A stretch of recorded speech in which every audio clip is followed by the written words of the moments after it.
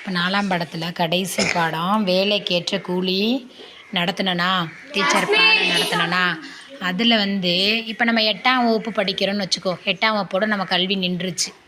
அதுக்கப்புறம் ஏதோ ஒரு சூழல் காரணமாக வேலைக்கு போகிறோன்னு வச்சுக்கோ. அப்போ நமக்கு என்ன கூலி கிடைக்கும்?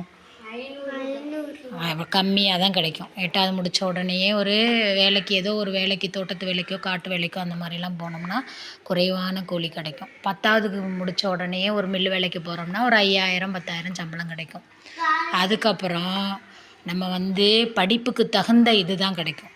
நம்ம காலேஜ் முடித்து ஒரு நல்ல எக்ஸாம், கவர்மெண்ட் எக்ஸாம் எழுதி பாஸ் பண்ணி ஒரு வேலைக்கு போனோம்னா சம்பளம் கூடுதலாக கிடைக்கும். ஆனால் நம்ம குடும்ப சூழல் அது இதுன்னு காரணம் நினச்சிட்டு நம்ம படிக்கிறத மட்டும் இடையிலையே நிறுத்திடக்கூடாது. படிப்பை இடையில என்ன செஞ்சிடக்கூடாது? நிறுத்திடக்கூடாது. இப்போ நீங்கள் 4ஆவது படிக்கிறீங்கன்னா அடுத்து 5ஆவது 6ஆவதுன்னு சொல்லி 12ஆவது வரைக்கும் படிச்சுட்டு காலேஜ் முடிச்சுட்டு அதுக்கப்புறம் வேலைக்கு போகிறதுக்கு ஒரு எக்ஸாம், டிஎன்பிசி எக்ஸாமு அல்லது குரூப் 1 குரூப் 2 அந்த மாதிரி எழுதி ஒரு நல்ல வேலைக்கு போனால் தான் கை நிறைய சம்பளம் கிடைக்கும். சரியா? அதனால் எல்லாருமே படிப்பீங்களா? காலேஜ் போவீங்களா?